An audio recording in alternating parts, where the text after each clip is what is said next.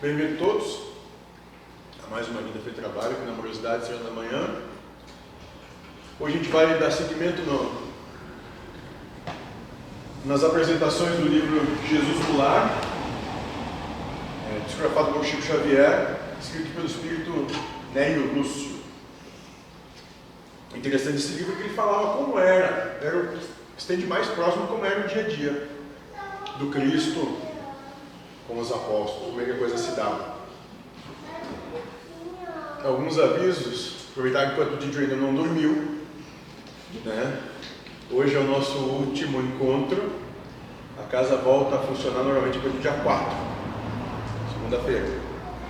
Mas, nas duas segundas-feiras vai ter ainda uma atividade aqui, né? Nas segundas-feiras vai ter palestra, mas não vai ter atendimento. Isso, nas duas segundas-feiras. Vão ser subsequentes. Então, dia 4, dia 4 volta ao normal. Se eu não me engano, é dia 27 e 28, o Dr. Fritz vai estar aí de volta também. Dessa vez. Fevereiro. Isso, o Roberto vai estar aí. Lembrando que a nossa proposta não é uma proposta doutrinária, é uma proposta discipular. Discípulo é aquele que tem a mente aberta, que está aberto a receber uma informação, uma perspectiva, uma ótica outra, diferente, que não está fechado nas mesmas histórias, nas mesmas conversas de sempre. E no nosso trabalho também, a qualquer momento, qualquer um pode pegar, levantar o braço e começar um diálogo, uma conversa, ou dizer qualquer coisa que passou pela mente, pela cabeça, naquele momento que achou pertinente ou interessante. Como a gente diz, não é uma doutrinação. Quem sabe a proposta de diálogo. E já que assim é, alguém tem alguma pergunta antes da gente começar?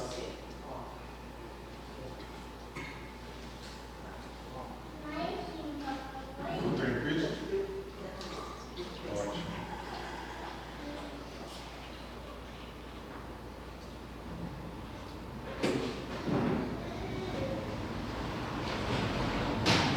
Vamos lá. Jesus no lar. Capítulo 17, a exaltação da cortesia. E o nosso trabalho começa da seguinte forma, onde que, à frente da multidão de sofredores e desalentados, relacionou o Mestre as bem-aventuranças, destacando com ênfase a declaração de que os mansos herdariam a terra. A afirmativa, porém, soou entre os discípulos de maneira menos agradável.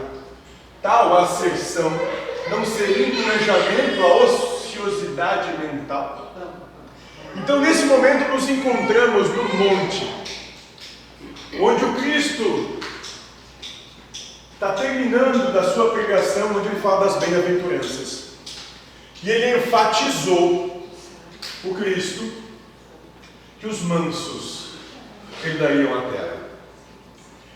E, pondo isso de maneira enfática,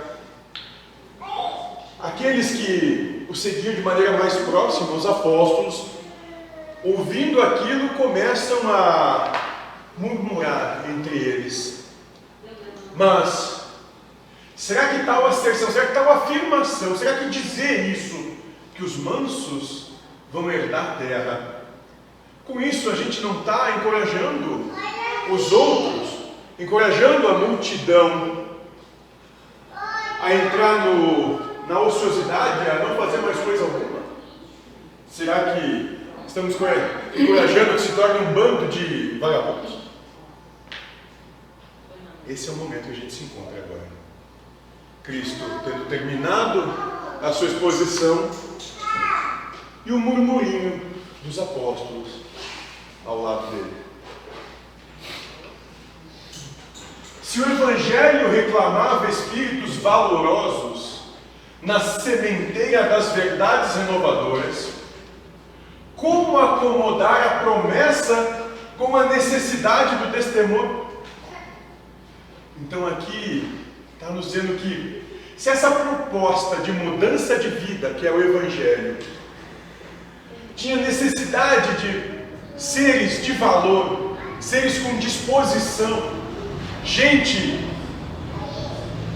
que ia roer o osso e não largar o osso por coisa alguma, dentro dessa proposta, que ia seguir essa proposta e ia plantar essa proposta em si, de maneira que se torne um exemplo da proposta para os outros que vão acompanhar o desenrolar disso. Como colocar essa promessa, essa proposta do Evangelho com a necessidade ou com a objetivação de não se ter qualquer tipo de medo? Se o mal é atrevido e contundente em todos os climas e posições, como estabelecer o triunfo inadiável do bem através da incapacidade de reagir, embora pacificamente? E assim, todo questionamento que colocam é: o mal, os nossos desejos individualistas, a nossa ignorância, a nossa petulância, a nossa prepotência, a nossa arrogância, gritam, falam muito alto conosco o dia todo. O mal é atrevido e contundente em todos os climas e posições. A nossa arrogância, a nossa prepotência, o nosso individualismo se coloca muito claro, firme e forte em tudo da nossa vida, todo dia, o dia todo. Ele está dizendo aqui. Então, se é assim, como é que a gente pode, trabalhar-se, ou se trabalhar de maneira pertinente no que é de bem, sem reagir a esse mal, o triunfo inovidável do bem através da incapacidade de reagir, embora pacificamente. Então, como trabalhar de maneira pacífica com tudo isso, se o mal grita e fala tão alto o tempo todo dentro de nós? Como é que a gente consegue trabalhar isso sem gritar de volta? Porque na nossa cultura isso é bastante normal. Se alguém vem e te pisa no pé, tu vai dar um soco nele. Se alguém fala que o teu cabelo não é bonito, tu vai dizer: a tua barriga é tenebrosa. Nós estamos acostumados a revidar, olho por olho, dente por dente. Isso não mudou desde aquela época até hoje. Realmente só os pregos evoluíram, as pessoas continuam exatamente iguais. Ou não? E é isso que eles se questionam. Se fazer o mal é tão forte dentro da gente, se essa proposta individualista é tão grande e grita tão alto dentro de nós, como combater isso de maneira silenciosa? Como combater o nosso mal de todo dia de maneira pacífica? Como reagir a isso? É isso que estamos questionando. Nessas interrogações imprecisas, reuniu-se a assembleia familiar no domicílio de Pedro. Iniciados os comentários edificantes da noite, entreolhavam-se os discípulos entre a indagação e a curiosidade. Lembrem-se aqui que nós estamos em Cafarnaum, na casa de Simão Pedro, onde o Cristo residiu durante 2 anos e meio praticamente. E foi ali que todo esse trabalho se deu. E é ali que estamos agora. Terminada a assembleia no monte, se reúnem esse séquito menor, os discípulos mais próximos da casa de Pedro com o Cristo, e começam a se questionar. Começam a tecer os comentários edificantes da noite, entreolhando-se os discípulos inquietos, perguntando, indagando, cheios de curiosidade. O divino amigo, o Cristo, parecia perceber os motivos da expectação em torno, mas esperava sereno que os seguidores se pronunciassem. E o Cristo ali, olhando tudo isso, quieto, na dele, aguardando. Vão me perguntar ou não?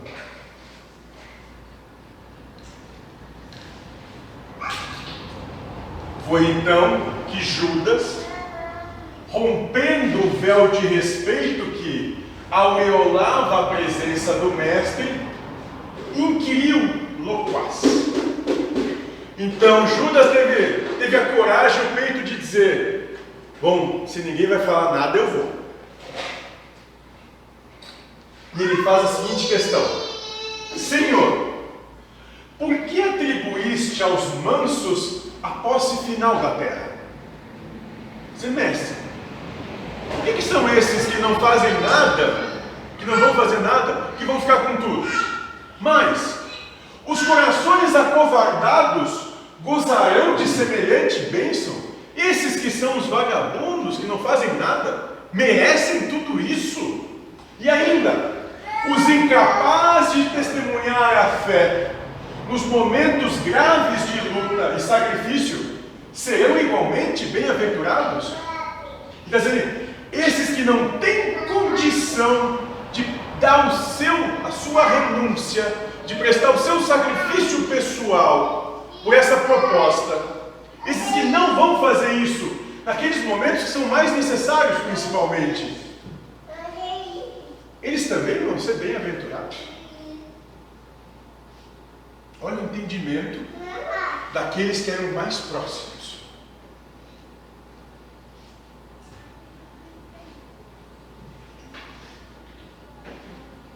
Era esse. Mas Jesus não respondeu de imediato.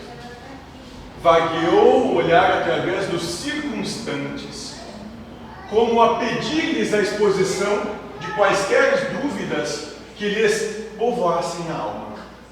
Então, no meio de tudo isso, Cristo olhou para todos, como se olhasse dentro da alma de cada um, para ver realmente o que cada um tinha aí de incerteza.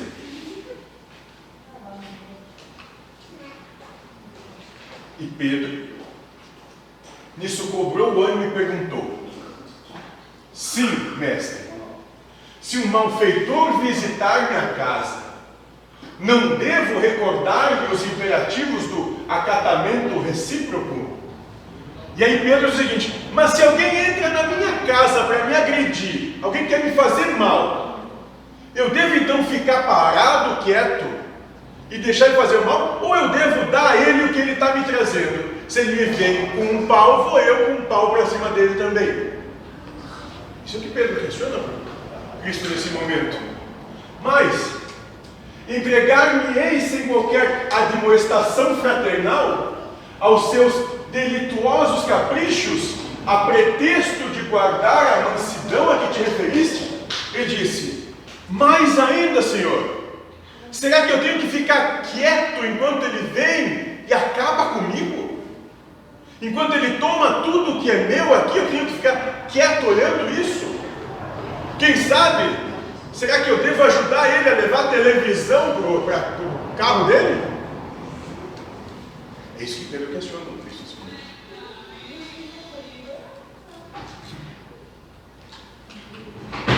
E o Cristo sorriu, como tantas vezes, e enunciou calma.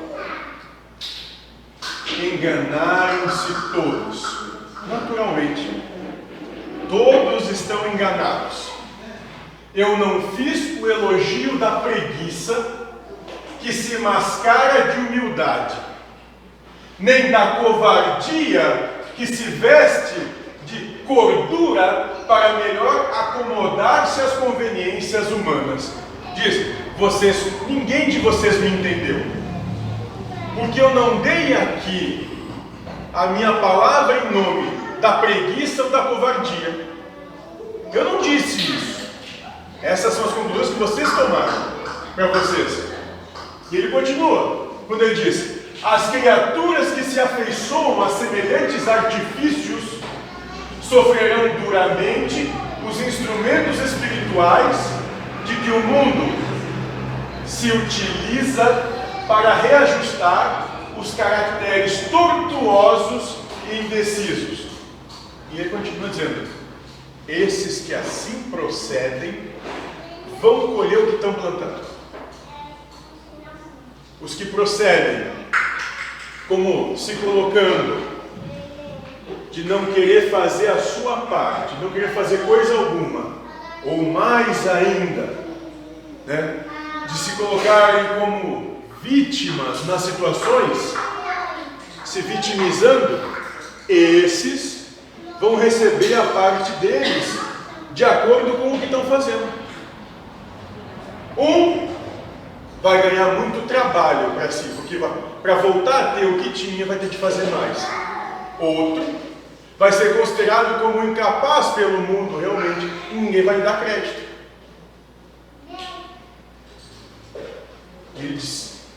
Ele continua dizendo: exaltei na realidade a cortesia de que somos credores uns dos outros. E o Cristo diz: o que eu toquei como importante é o respeito. Cortesia é o respeito que todos nós temos de dar uns aos outros. É aprender a respeitar que o outro tem a opinião dele e que ele não tem que seguir a tua opinião. É aprender a respeitar que às vezes o outro vai passar por um caminho que tu já conhece e que tu sabe que ele vai se dar mal, mas ele tem de passar aquilo para aprender, senão tu tira dele a oportunidade de aprendizado. É reconhecer que muitas vezes existem outras maneiras de fazer as mesmas coisas que não são as tuas, e mais, reconhecer que o outro pode gostar de coisas que você não gosta e não tem problema nenhum com isso. Essa é a cortesia, o respeito, que todos são credores, mas que, como o outro pensa, o que o outro acha e como ele se sente, você não sabe. E você não tem direito algum de supor que sabe como é isso. Você não pode ter a presunção de saber o que se passa com ele, que você não sabe. Com isso você não respeita. Você não está sendo cortês com os outros.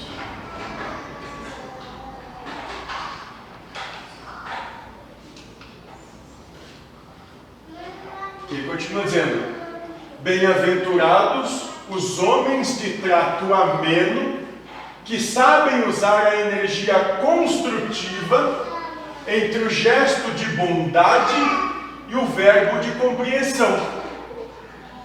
Felizes são todos aqueles que com educação, trato ameno, sabem usar a sua energia, sabem se movimentar, sabem realizar a si e para os outros na sociedade, onde está colocado, com gesto de bondade e verbo de compreensão, de maneira a ter boa vontade com todos e compreensão com todos, entendendo que o outro tem limites que não são os teus, ou mais, que o outro pode ir mais longe do que você e não tem problema algum.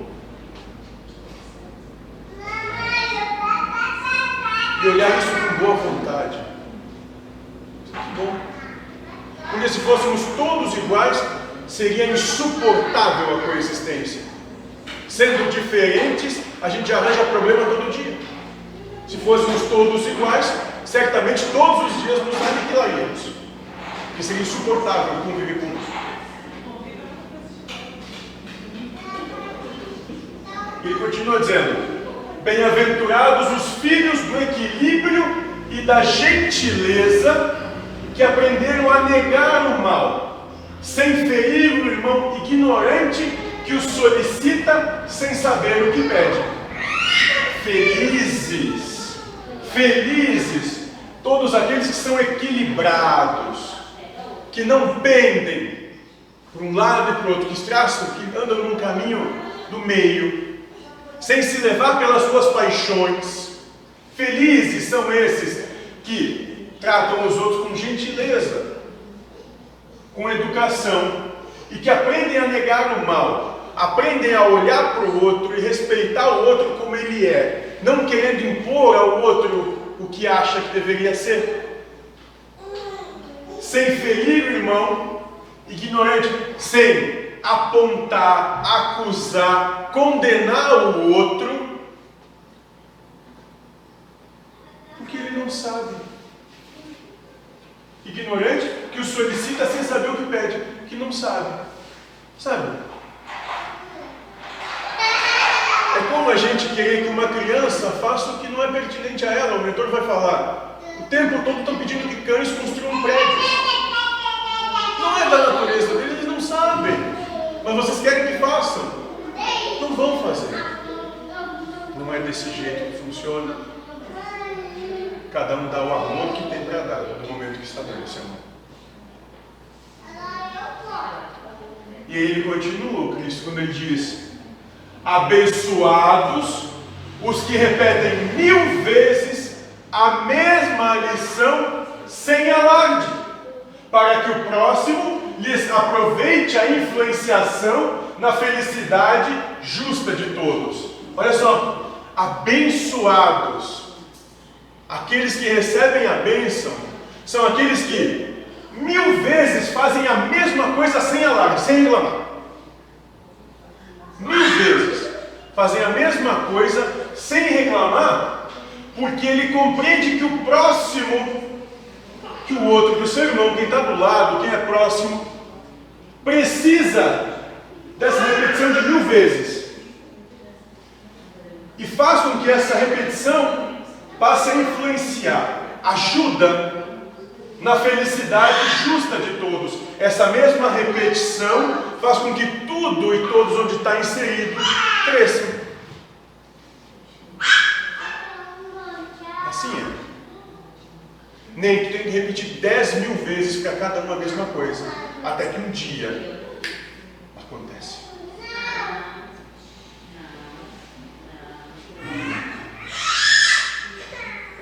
E o Cristo continua dizendo: bem-aventurados aqueles que sabem tratar o rico e o pobre, o sábio e o inculto, o bom e o mau, com espírito de serviço e entendimento, dando a cada um de conformidade com os seus méritos e necessidades, e deixando os sinais de melhoria, de elevação, bem-estar e contentamento por onde cruzarem.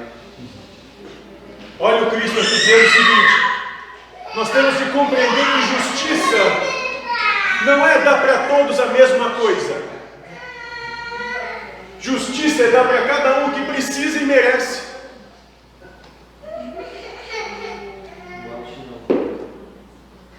Seria justo pegar e dar para todos nós aqui uma coisa bem esdrúxula, uma bicicleta, a mesma bicicleta para todos. Eu, por exemplo, ia pegar ela, deixar no canto e vender, porque eu não ando de bicicleta. Então, para quem anda de bicicleta, para quem gosta de andar de bicicleta, a bicicleta é uma coisa justa, bacana, legal, faz parte, vai fazer bom uso. Agora, para mim, sei lá, me dá um fogão, cara. Eu curto cozinhar. É isso. Porque nós queremos padronizar tudo e todos. A gente quer botar todos. O rico, o pobre, o sábio, o inculto, o bom e o mal. Todos da mesma forma. Não, não é assim. É para cada um o que cada um precisa. E o que cada um precisa são coisas diferentes. Somos todos seres absurdamente diferentes, que demandam coisas totalmente diferentes.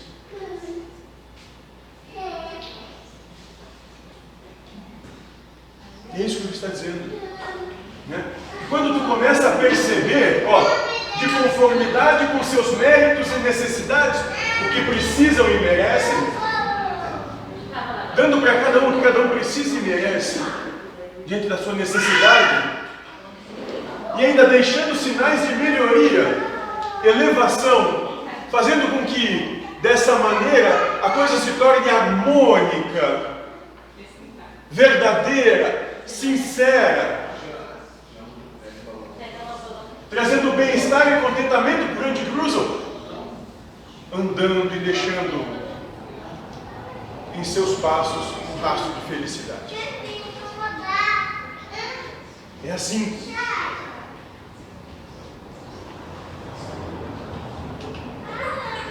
Ele continua quando ele diz: em verdade vos digo que a eles, esses são bem-aventurados e abençoados, pertencerá o domínio espiritual da terra, porque todo aquele que acolhe os semelhantes dentro das normas do amor e do respeito é senhor dos corações que se aperfeiçoam no mundo. E ele termina dizendo: a verdade é que aqueles que vão herdar essa terra, tudo isso aqui, são esses que acolhem os seus iguais, compreendendo as diferenças que eles não são iguais.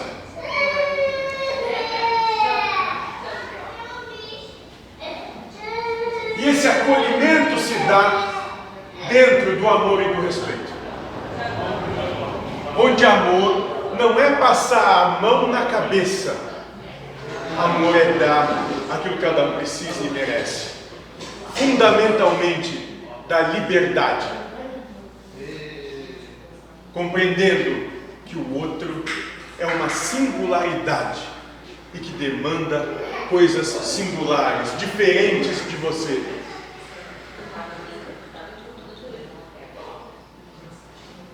E esses que acolhem, fundamentados na lei do amor e do respeito, esses são senhores de corações que se aperfeiçoam no mundo. Esses são aqueles que não se têm visto por todos,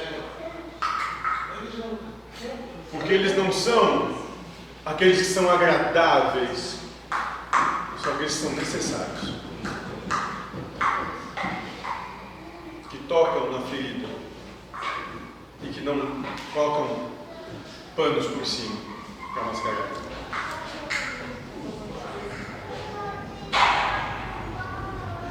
Diante de tudo isso,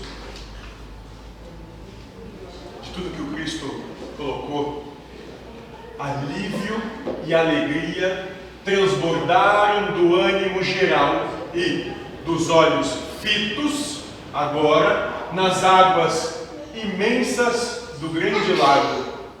O Senhor pediu a Mateus que encerrasse o fraterno entendimento da noite e pronunciando uma prece. Alguma questão até aqui?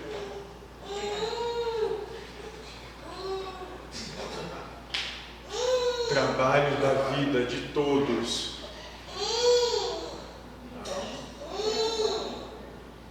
é existirem sobre as normas do amor e do respeito, para que possam ser senhores de corações.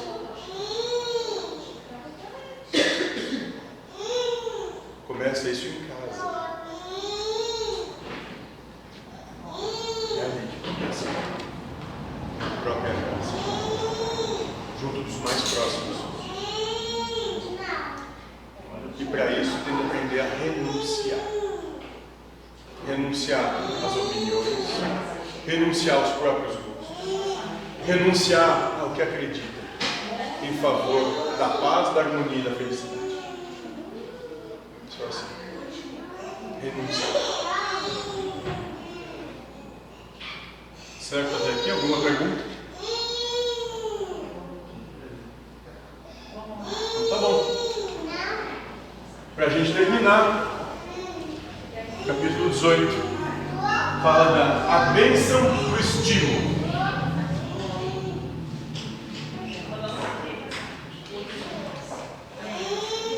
E nesse momento, nós vamos estar da seguinte maneira.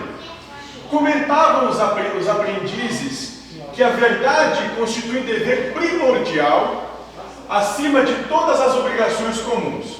Quando Filipe afiançou que, a pretexto de cultuar-se a realidade, ninguém deveria aniquilar a consolação.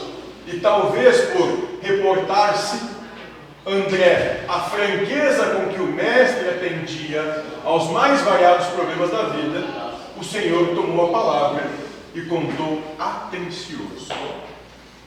Então ali agora, eles estão juntos, reunidos, chegando ao entendimento de que a verdade é um dever primordial para esse trabalho.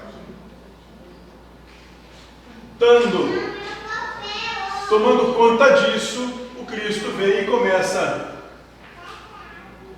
a contar. Vamos ver o que o Cristo fala.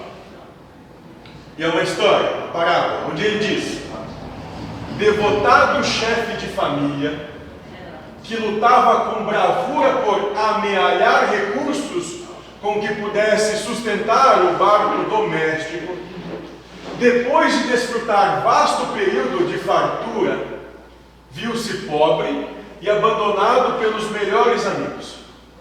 De uma semana para outra, em virtude de enorme desastre comercial, o infeliz não soube suportar o golpe que o mundo lhe vibrava no espírito e morreu, após alguns dias ralado por inomináveis dissabores.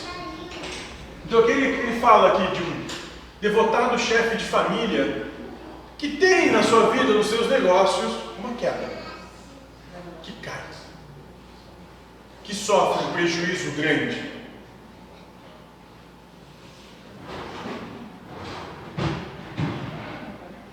E por sofrer esse prejuízo acaba morrendo. Essa é a história. Começa por aí.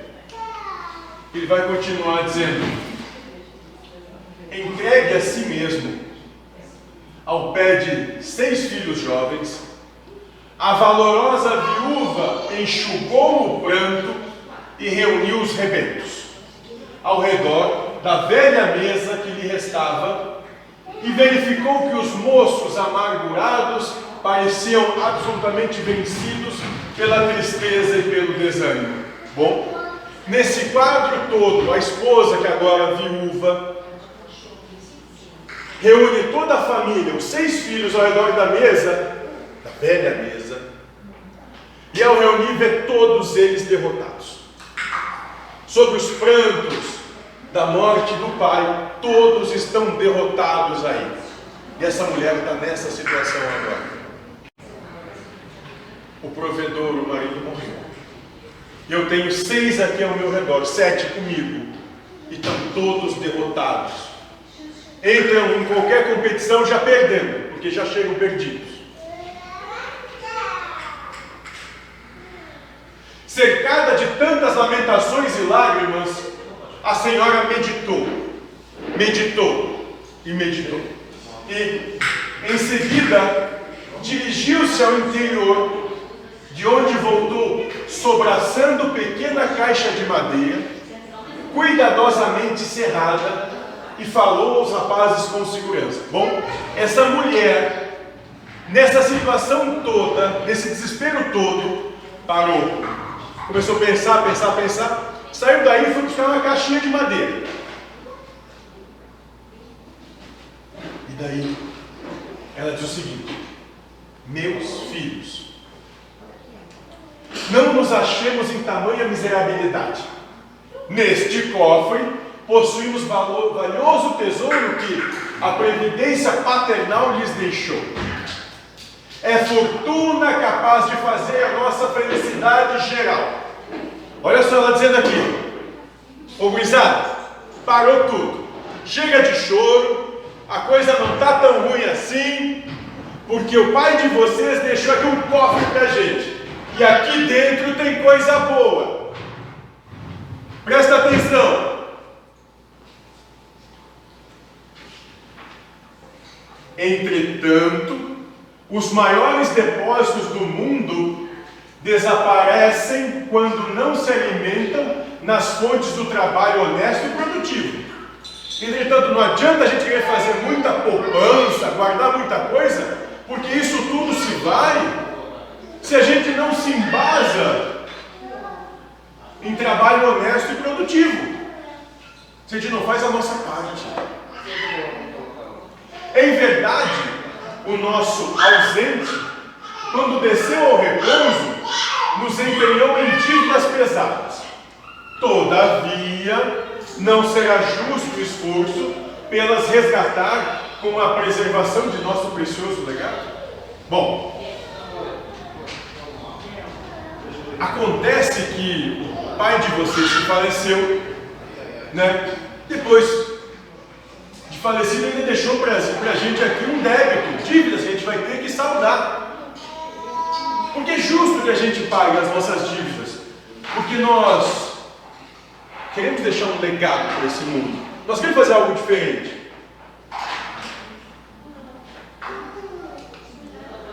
E ela continua: aproveitemos o tempo, melhorando a própria sorte. Se concordarem comigo, abriremos a caixa mais tarde, a menos que as exigências do pão se façam insuperáveis. Aí ela diz: bom, já que tudo isso foi dito, vamos aproveitar o agora, que é o que a gente tem agora, esse momento, né, para melhorar a própria sorte, para ir fazer alguma coisa. Vamos trabalhar, todo mundo, né? E se vocês concordarem comigo, se vocês me derem crédito, a gente só mexe nessa caixa se ficar sem ter o que comer.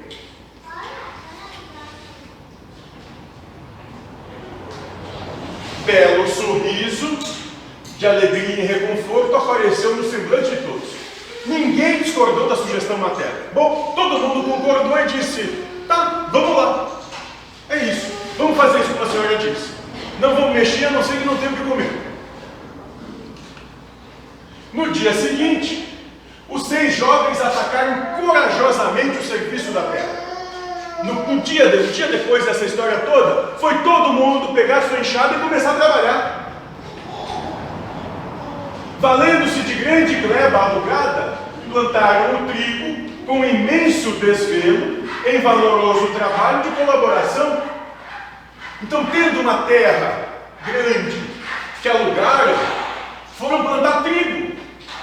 E foram com faca nos dentes, sangue nos olhos para fazer esse plantio acontecer. Não se deixaram amargurar mais. A proposta foi aceita. Vamos para cima dele. Com tanto devotamento se portaram que, findos 6 anos, os débitos da família se achavam liquidados. Bom, trabalhando dessa forma, 6 anos depois se pagou tudo e tudo. Acabaram as dívidas.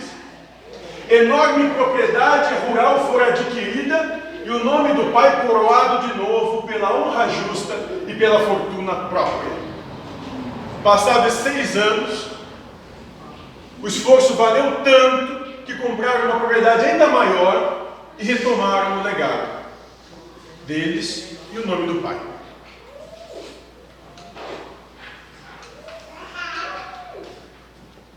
Quando já haviam superado de muito os bens perdidos pelo pai, reuniram-se certa noite com a genitora a fim de conhecer o legado intacto.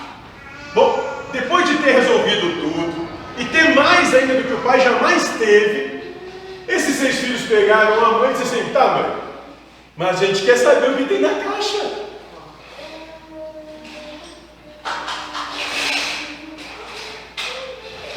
E a velhinha trouxe o cofre. Com inexcedível sorriso, sorriu satisfeita e abriu sem grande esforço. Bom, a mãe foi lá, pegou a caixa, feliz da vida, e abriu a caixa. Com o assombro dos filhos, porém, dentro do estojo, encontraram somente velho pergaminho com belas palavras de Salomão. Então, abrindo a caixa, tinha um pergaminho com algumas palavras de Salomão, que são essas: o filho sábio alegra seu pai, mas o filho insensato é a tristeza de sua mãe. Os tesouros da impiedade de nada aproveitam. Contudo, a justiça livra-nos da morte do mal. O Senhor não deixa com fome a alma do justo. Entretanto, recusa a fazenda dos ímpios. Aquele que trabalha com mão enganosa empobrece. Todavia, a mão dos diligentes enriquece para sempre. E o que Salomão diz aqui? O filho sábio, aquele que coloca em prática o que aprendeu, traz alegria para o pai. Aquele que é prudente, traz alegria para a sua família. Mas aquele que é insensato, aquele filho que não está nem aí para coisa alguma, é a tristeza da sua mãe. Deixa a mãe triste. Os tesouros da impiedade de nada aproveitam. A riqueza,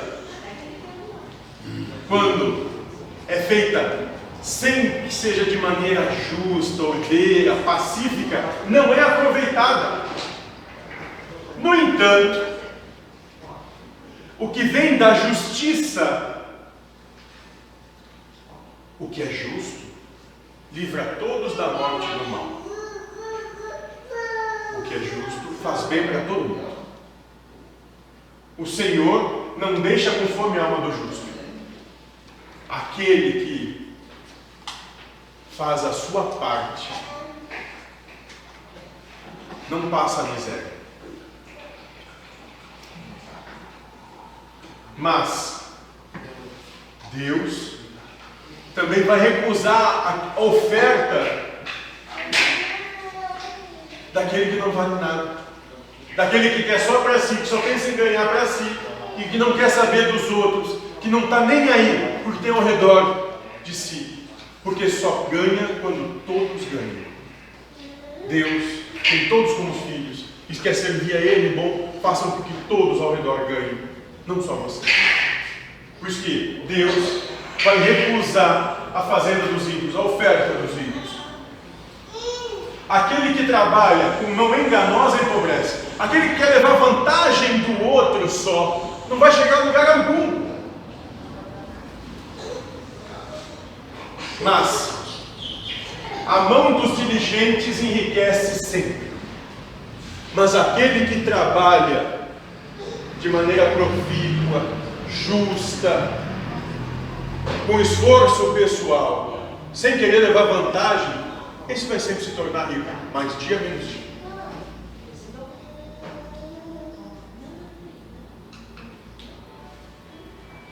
Entreolharam-se os rapazes com um júbilo indizível e agradeceram a inovidável lição que o carinho materno lhes havia doado.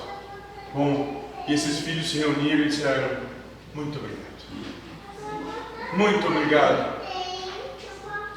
E nisso, o Cristo silenciou, sob a expressão de contentamento e curiosidade dos discípulos, e, fim da ligeira pausa, terminou sentencioso. E depois de contar essa história toda, Cristo vai dizer o seguinte: quem classificaria de enganadora e mentirosa essa grande mulher?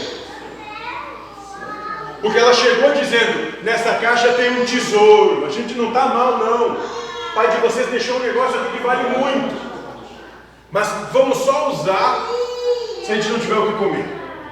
Quem pode dizer que essa mulher, que essa mãe é mentirosa?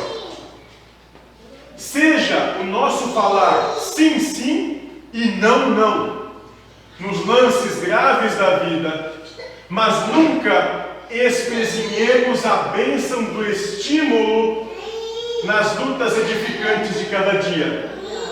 Então, que quando a gente diga sim, que seja sim. Quando a gente disser não, que seja não. Não fica no mais ou menos. Não vai ser monorrento. E mais,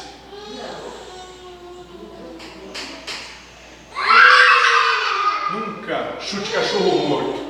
Só porque alguém está numa situação que você acredita que é menos favorável, não pise nele. melhor, estimula ele a se levantar, a ir mais longe. Diz: tu não é desprezível, ignorante, tu tem plena condição de realizar. Te levanta e vai. Se Deus te colocou nisso, é porque tu é capacitado para vivenciar isso. Tu não é um incapaz. Pelo contrário, se a prova é grande, tanto maior é a condição de realizar.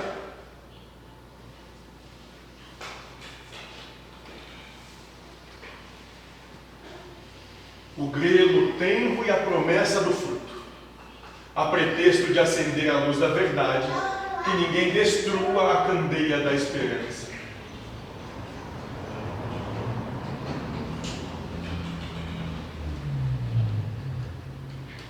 A verdade é importantíssima, sim.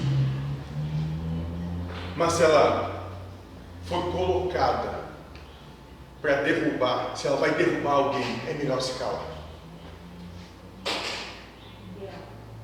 Porque mais importante é que alguém viva feliz, mesmo que seja na ignorância, do que a gente, a pretexto de lhe tirar dessa ignorância, lhe coloque numa situação caótica, absurda e insustentável. Alguma pergunta? E com isso, Cristo, sim, a verdade é importante. Mais importante é que sejam felizes com o que a vida tem. Não se preocupem com os outros, se ocupem consigo mesmos. Então vamos trabalhar.